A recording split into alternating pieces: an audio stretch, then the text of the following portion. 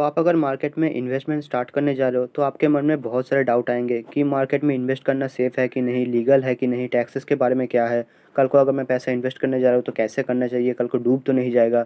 और आप लोगों को सीरीज़ ऑफ डाउट आप लोगों को देखने को मिलेंगे।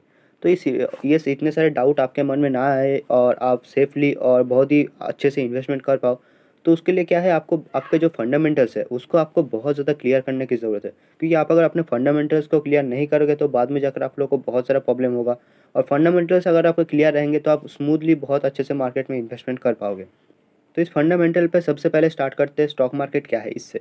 तो stock market basically normal market की तरह ही आप लोग को देखने को मिलेगा। नॉर्मल मार्केट में क्या होता है कि आप जाते हो और आपको जो भी खरीदना होता है, आपको सब्जी खरीदना होता है, आपको फ्रूट्स खरीदने होते हैं, आप जाके पैसा देते हो और उसके बदले में आपको जो भी खरीदना होता है खरीद लेते हो।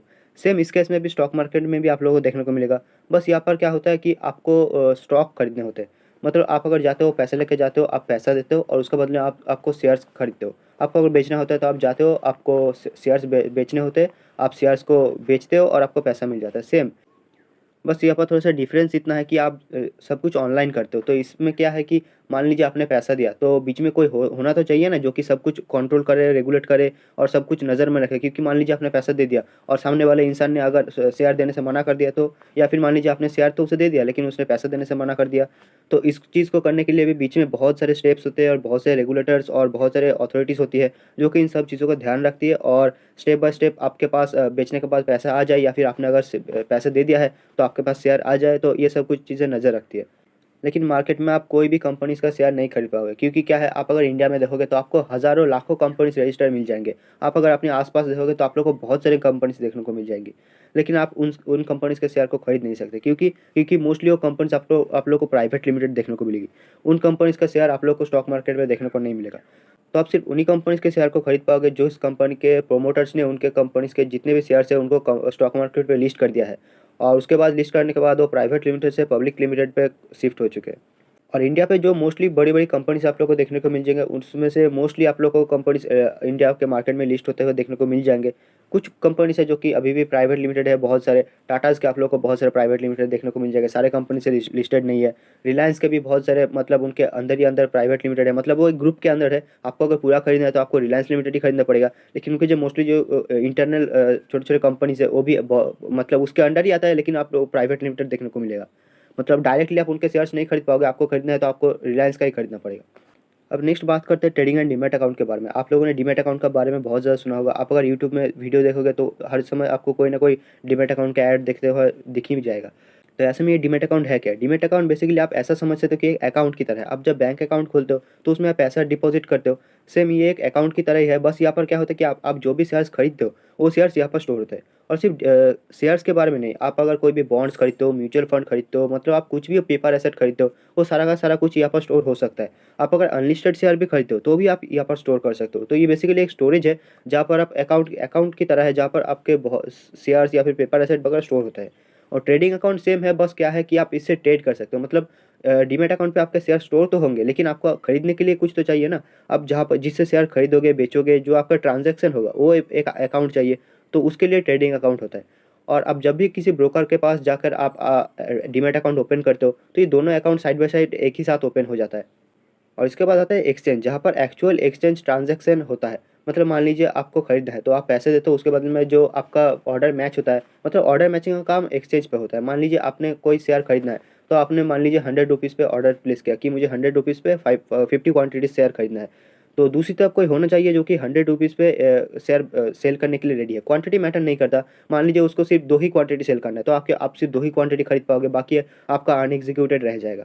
तो क्वांटिटी मैटर नहीं करता, जितने क्वांटिटीज़ मतलब होगा उतना क्वांटिटी मैच होके आपके पास बाय या सेल जो भी आप करना चाहते हो हो जाता है। लेकिन प्राइस मैच करना चाहिए। अगर 0.05 पैसे से भी अगर प्राइस अनमैच हो जाता है तो ऑर्डर एग्ज़ीक्यूट नहीं होगा। और इसको आप देख भी सकते हो, जब आप कोई भी शेयर ब्रोकर में आप खरीदना चाहते हो तो उसके जब आप ओपन करते हो, तो देखना उसके नीचे बहुत सारे बिड्स वगैरह देखने को मिलते हैं आपको, एक सेल साइड पे, एक बाय साइड पे, तो वही है ऑर्डर मैचिंग। और इंडिया पे आप लोग को 2 बड़े-बड़े एक्सचेंज देखने को मिल जाएँगे। हमारे इंडिया पे बेसिकली 2 ही एक्सचेंज है, एक है एनएसई और एक है बीएसई। और सबसे बड़ा और सबसे ज़्यादा वॉल्यूम आपको एनएससी में ही देखने को मिलेगा। लेकिन मोस्टली बहुत आपको अगर कंपनी वाइज़ मतलब क्वांटिटी ऑफ कंपनीज़ में जाना है तो आप लोग को बहुत सारे कंपनीज़ आपको बीएसई में देखने को मिलेंगे। लेकिन क्या है उनमें उतना वॉल्यूम नहीं है और मोस्टली ऐसी कंपनीज़ है एसएमई और एमएसएमई सेक्टर से आप लोग को देखने को मिलेंगे जो कि बहुत ही स्मॉल कंपनीज़ है। और मोस्टली जो बड़ी-बड़ी कंपनीज़ है वो आपको दोनों एक्सचेंज पे देखने को मिल जाएगा।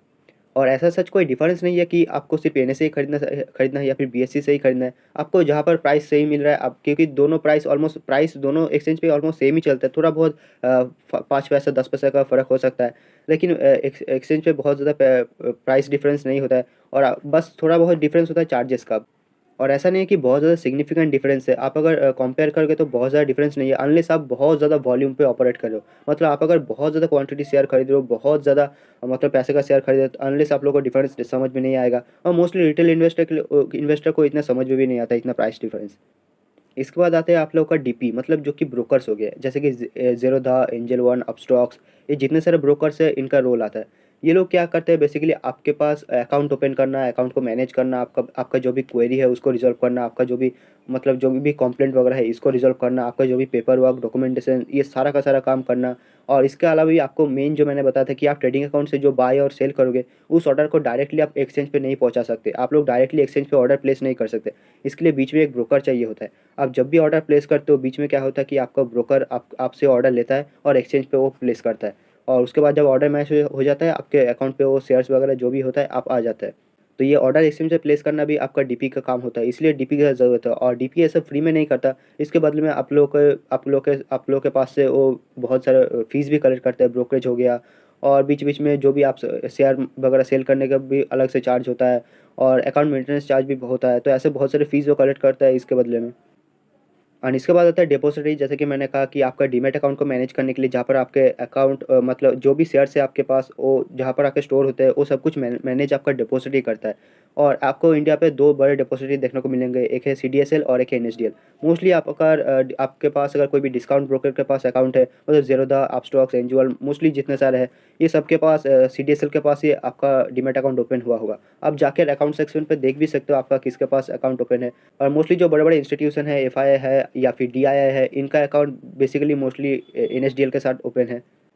और ये आपका शेयर्स का जो भी सिक्योरिटी है उसको मेंटेन करना, आपको अगर ऑनलाइन वोटिंग करना है तो उसको भी मतलब आप शेयर्स में जो वोट होता है उसको भी करने के लिए आप डिपॉज़िटरी हेल्प करता है। आपको अगर शेयर ऑफ मार्केट में भी सेल करना है मतलब आपको किसी को गिफ्ट करना है, ट्रांसफ़र करना है मतलब आप मार्केट में बेचना नहीं चाहते, आप डायरेक्टली किसी को ट्रांसफ़र करना चाहते हो, तो भी यहाँ से हो जाता है। एंड लास्ट में सबसे इम्पोर्टेंट आता है रेगुलेटर जो कि सब कुछ रेगुलेट करता है।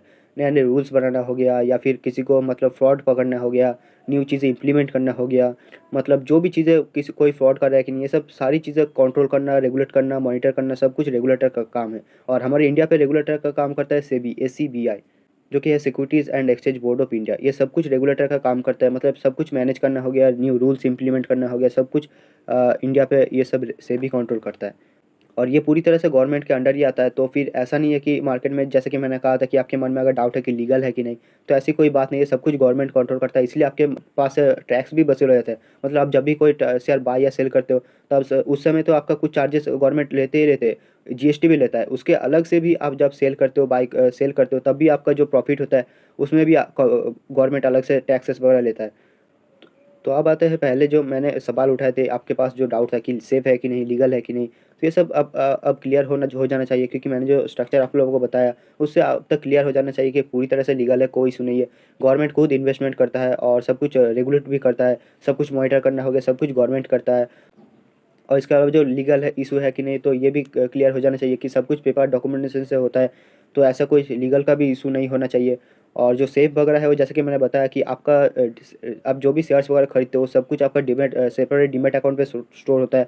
तो आपका ब्रोकर अगर बाय चांस अगर बंद भी हो जाता है तो आप उसको कहीं दूसरी जगह पे शिफ्ट भी कर सकते हो आपके शेयर्स को। तो ऐसा कोई इश्यू नहीं है। आप उन आपके पास जो भी शेयर्स है उनको आप फिजिकल फॉर्मेट भी कन्वर्ट कर सकते हो, तो ऐसा सच कोई प्रॉब्लम नहीं है। लेकिन फिर भी एक लास्ट एडवाइस ये होगा कि चाहे कोई भी रेगुलेटर हो, कोई भी कितना भी काम कर ले, लेकिन आपके पैसे की ज़िम्मेदारी सिर्फ़ आपकी है। तो कहीं भी इन्वेस्टमेंट करने से पहले, किसी से भी बातचीत करने से पहले, मतलब कुछ भी करने से पहले मार्केट में आप अपनी इंटेलिजेंस बिल्कुल यूज़ कर लेना क्योंकि आप पैसा आपका है, प्रॉफ़िट जो होगा वो भी आपको होगा, लॉस जो होगा वो भी आपको होगा। तो आपके पैसे की ज़िम्मेदारी आपकी है और जो भी करोगे आप सोच समझ के करना। अब थोड़ा-सा मार्केट के बारे में देख लेते हैं। तो मार्केट भी हमारे 2 तरीके के आप लोगों को देखने को मिल जाएँगे। एक है प्राइमरी मार्केट और दूसरा है सेकेंडरी मार्केट। प्राइमरी मार्केट वो है जहाँ पर पहली बार शेयर्स लिस्ट किए जाते हैं। मान लीजिए कोई कंपनी का शेयर अभी लिस्ट किया जा रहा है, तो उस टाइम पे आप जो भी शेयर्स खरीदोगे, वो शेयर्स आप लोग डायरेक्टली कंपनी से खरीद रहे हो। मतलब उस टाइम पे आप जो भी पैसा दोगे, वो डायरेक्टली कंपनी के पास जाएगा। लेकिन नॉर्मल सेकेंडरी मार्केट में क्या होता है, जो कि नॉर्मल मार्केट में हम लोग रोज़ाना आप जो ट्रेड करते हो, सेकेंडरी मार्केट में होता है। उस केस में क्या होता है कि आप जो भी शेयर सेल या बाय कर रहे हो, उस केस में आप कंपनी से नहीं खरीद रहे हो, उस केस में आप जो भी पैसा दे रहे हो किसी कंपनी को नहीं दे रहे हो। उस केस में क्या क्या कर रहे हो कि दूसरे किसी आपके जैसे ही किसी पर्सन को आप पैसा दे रहे हो। इसका मतलब ये है कि मान लीजिए आपने किसी कंपनी से आईपीओ में मतलब जो पहली बार कंपनी का शेयर लिस्ट हो रहा था तब आपने शेयर खरीद लिया। तो उस टाइम पे क्या हुआ कि आप लोगों ने डायरेक्टली कंपनी के पास से शेयर खरीदा, तो आपने डायरेक्टली कंपनी को प्राइस जो पैसा है वो पे किया। तो आपने प्राइमरी मार्केट से शेयर खरीद लिया। लेकिन उसके बाद क्या हुआ कि अब मान लीजिए आपको शेयर बेचना है, तो अब तो कंपनी के पास पैसा चला गया है, कंपनी को जो भी उस पैसे से काम करना है वो कर लेगी। लेकिन क्या होगा कि आपको शेयर तो बेचना है, तो आप किसे बेचोगे? तो इस केस में आता है सेकेंडरी मार्केट का रोल, जो कि रोज़ाना मार्केट में होता है नॉर्मल आवर्स में, यही सेकेंडरी मार्केट है। उस केस में आपको जब बेचना होगा तब कोई दूसरा पर्सन अगर मान लीजिए उसको कंपनी में बहुत ज़्यादा फ्यूचर स्कोप दिख रहा है, तो उस केस में क्या होगा कि वो आपको पैसा देगा कि हाँ, मुझे चाहिए, मुझे दे दो। तो उस केस में आप शेयर उसको बेचोगे और वो उसके पास जो पैसा है वो आपके पास आएगा। तो अब नॉर्मल मार्केट आवर्स में क्या होता है कि आप किसी दूसरे पर्सन से शेयर बेच रहे होते हो या फिर खरीद रहे होते हो। तो ये जो सेकंड पर्सन से आप शेयर खरीद बेच रहे हो, इसको सेकेंडरी मार्केट कहा जाता है, जो कि नॉर्मल मार्केट में होता है। और ये सिर्फ़ आपको नॉर्मल स्टॉक्स के मार्केट में देखने को नहीं मिलेगी, आप लोग बॉन्ड, करेंसी बहुत सारे मार्केट में आप लोग देखने को मिल जाएगा। जहाँ पर पहली बार इश्यू होता है उसको प्राइमरी मार्केट कहा जाता है, और जब आप दूसरे नॉर्मल टाइम पे ट्रेड या बाय करते हो तो उस केस में आप सेकेंडरी मार्केट में होता है। अब एक सिंपल सा स्ट्रक्चर समझ लेते हैं कि आप जब कोई भी शेयर बाय या सेल करते हो तो किस-किस स्टेप से गुज़रते हुए आपके अकाउंट पे आता है। तो मान लीजिए आपने कभी भी कोई भी शेयर बाय करने के लिए पहले ऑर्डर प्लेस किया, तो क्या करते हो आप जब अपने पास जो भी ब्रोकर है आपके पास, उस ब्रोकर के ऐप में जाते हो, उसके बाद आप जो भी शेयर बाय करना होता है उस पे आप ऑर्डर लगाते हो कि मुझे पहले ऑर्डर लगाना है। तो आप पहले डीपी के पास गए, उसके बाद आपने ऑर्डर प्लेस किया। अब डीपी आपके बिहाफ़ पे जो भी आपने ऑर्डर प्लेस किया उसको पहले एक्सचेंज पे प्लेस करेगा।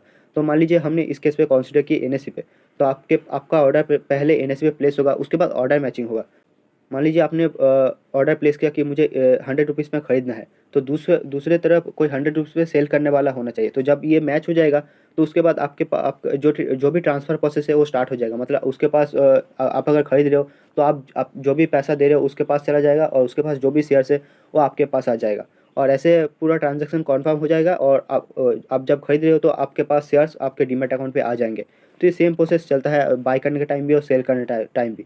लेकिन हमारे इंडिया पे अभी मोस्टली शेयर्स पे क्या होता है कि T+1 साइकिल चलता है। मतलब आप जिस दिन पे शेयर खरीदोगे, उस दिन पे आपके डीमैट अकाउंट पे शेयर्स आपके नहीं आ जाएँगे, उसके अगले दिन आएँगे। तो आप अगर पहली बार शेयर खरीद रहे हो तो और आपको शेयर्स आपके डीमैट अकाउंट पे नहीं दिख रहे, तो शॉक होने की कोई बात नहीं है। आप जिस दिन खरीदोगे उसके अगले दिन आप लोगों को शाम तक आपके शेयर्स आ जाएँगे। लेकिन हमारे इंडिया पे ऐसी भी बात चल रही थी कि T+0 साइकिल किया जाएगा, मतलब जिस दिन आप शेयर खरीदोगे उसी दिन आपको शेयर्स मिल जाएगा। तो ऐसा शायद निफ्टी में कुछ कंपनीज़ में अभी भी चलता है कि आप एक सर्टेन टाइम से पहले आप अगर शेयर खरीदोगे, तो आपको सेम डे डिलीवरी मिल जाता है। तो मुझे पता नहीं है क्योंकि मैंने उस टाइम फ्रेम पे से पहले खरीदा नहीं है कभी। तो आप चाहो तो इसे ट्राई करके देख सकते हो कि जो हमारे निफ्टी 50 में टॉप कंपनीज़ है, उसमें से कुछ एक सर्टेन टाइम मतलब बहुत ही इनिशियली जब मार्केट 9:30 बजे खुलता है, उसके बाद अगर आप कुछ टाइम के अंदर खरीदते हो, तो आपका सेम डे डिलीवरी हो जाता है। और ये अभी टेस्टिंग फेज़ में, इसलिए आप लोगों को सारे स्टॉक्स में देखने को नहीं मिलेगा। बाद में अगर जब ये सब कुछ हो जाएगा, मतलब ठीक-ठाक, अगर सेबी को लगा कि ये सब कुछ ठीक-ठाक चल रहा है, कोई इश्यू नहीं हो रहा है, तो उस केस में शायद आज से कुछ टाइम बाद हो सकता है आपको सारे स्टॉक्स में ये देखने को मिल जाए। तो उसके बाद क्या होगा कि हमारा इंडिया पहला कंट्री बनेगा पूरे वर्ल्ड में जहाँ पर T+0 साइकिल चलेगा। मतलब आप जिस दिन शेयर खरीदोगे उसी दिन आपके पास शेयर्स आ जाएँगे। तो ऐसे में एक नेचुरल क्वेश्चन भी आप लोग के मन में आता होगा कि मैं जिस दिन शेयर खरीद रहा हूँ उसी दिन या फिर उसके अगले दिन मैं शेयर बेच नहीं सकता क्या? तो इसमें क्वेश्चन का आंसर मैं आप लोगों को दे देता हूँ कि आप आपने मान लीजिए आपने अगर आज शेयर खरीद लिया और आज आज ही आपने उस शेयर को बेच दिया, तो क्या होगा कि आपका वो इंट्राडे ट्रेड हिसाब से कंसीडर हो जाएगा। मतलब वो आपका इन्वेस्टिंग या फिर डीमैट अकाउंट का कोई रोल ही नहीं होगा उसमें। आपने आज ही खरीदा और आज ही बेच दिया, तो आपका वो ट्रेडिंग के हिसाब से कंसीडर होगा। वो इंट्राडे ट्रेड के हिसाब से कंसीडर होगा और उसी के हिसाब से आपका जो भी टैक्सेस और मतलब जो भी चार्जेस है उस हिसाब से कैलकुलेट होगा। और मान लीजिए आपने एक शेयर खरीदा और वो आपको कल डिलीवरी होने वाला था, लेकिन आपने कल बेच दिया। तो ऐसा करना मत, क्योंकि इससे आपका बहुत सारे इश्यूज़ देखने को मिलेंगे, क्योंकि वो शेयर अभी भी आपके डीमैट अकाउंट पे आया नहीं है। तो एक बार वो शेयर आ जाने दीजिए। आप लोगों को अगर सेल सेल करना ही है तो थर्ड डे पे सेल करिए। मतलब आज आपने खरीद लिया, कल शेयर को आ जाने दीजिए, उसके बाद थर्ड डे पे आप सेल कर देना, आपको अगर इतनी भी ज़रूरत है। क्योंकि क्या है कि आप अगर सेल करने जा रहे हो तो ऐसा तो नहीं कि आप ट्रेडिंग करने के लिए ले रहे हो। आप अगर शेयर को डिलीवरी ले रहे हो, इसके बाद आप उसे कुछ दिन रखने वाले हो, मतलब कुछ महीने हो गए, साल हो गए। तो ऐसे में त थ अनलेस आपको बहुत ही ज़रूरत है कि कुछ न्यूज़ की वजह से आपको सेल करना ही है, तो थर्ड डे पे आप सेल कर देना, उसमें उसमें आपको कोई कॉम्प्लिकेशन देखने को नहीं मिलेगा। तो ये एक बेसिक फंडामेंटल्स वीडियो था जो कि मार्केट के बेसिक कॉन्सेप्ट को क्लियर करने के लिए था। आई होप आप लोगों को समझ में आया होगा, and thank you very much, thank you so much.